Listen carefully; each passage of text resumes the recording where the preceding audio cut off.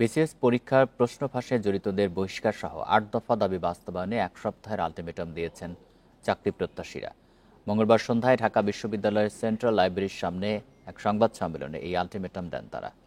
বলেন, ৪৬তম বিসিএস পরীক্ষা স্থগিত নয়, সরকারি কর্ম কমিশনের যৌক্তিক সংস্কার চাচ্ছেন তারা। এ সময় দৈনিক মানবজমিনে প্রকাশিত কঠিন চাপে পিএসসি শিরোনামে প্রতিবেদনকে মিথ্যা ও মন গড়া দাবি করেন আন্দোলনকারীরা। এদিকে ক্রীড়া উপদেষ্টা আসিফ মাহমুদ পিএসসির স্বাধীনতায় হস্তক্ষেপ করেননি উল্লেখ করে তারা বলেন, চাকরি প্রত্যাশীদের দাবির প্রতি সম্মান জানাতে অনুরোধ করেছেন তিনি।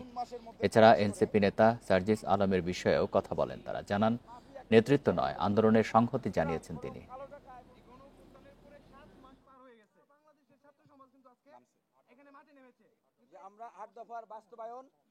29 এপ্রিল মঙ্গলবার থেকে 6 মে মঙ্গলবার পর্যন্ত আমরা আলটিমেটাম দিচ্ছি।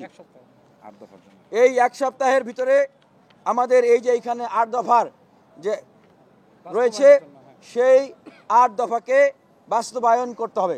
৪৬তম বিসিএস পিছানো বা স্থগিতের কোনো আন্দোলন না, এটা বিসিএস প্রত্যাশীদের পিএসসি সংস্কার এর আন্দোলন।